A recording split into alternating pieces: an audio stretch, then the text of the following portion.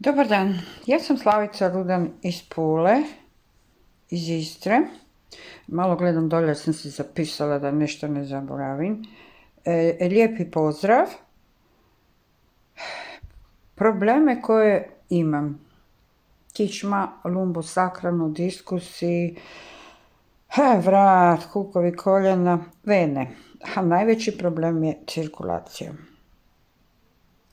Za tretman sam saznala od prijateljice Dajre Ligutić. Za vrijeme tretmana sam, što je normalno, osjećala bolove. Po završetku mir i lakoću. Cijelo tijelo bez bolova, slobodno. Sada mi je puno bolje. Naravno, svjesna sam da treba vremena.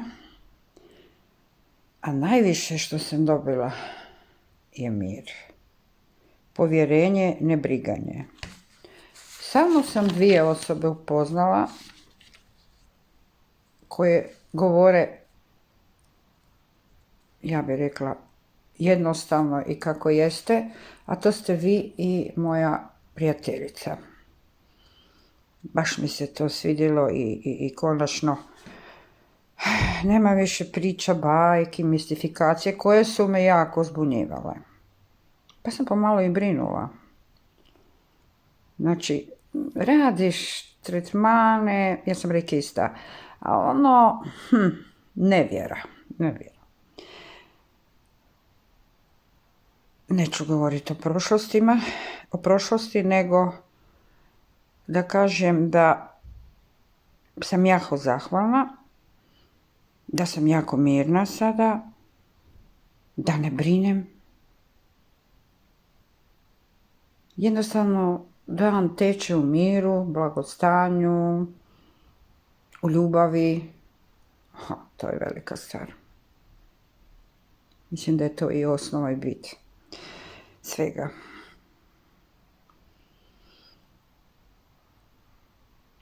Zahvalna sam Dajri, koja me je 3 puta upozoravala da se priključim, a ja ne vem ni to, mama, daj, šta ovi tu sve, neko ovo ono. Moram priznati kako je bilo. Međutim, kad sam čula kako govorite, hvala vam.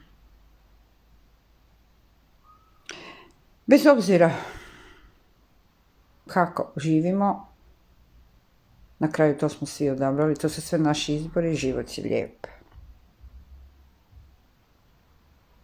Hvala vam. I kako kažu Dalmatinci, zdravi i živi bili. Molim se za sebe i za većinu da idemo putem svjetlosti, ljubavi, mira. Hvala vam, gospodine Omeroviću. Lijepi pozdrav još jednom.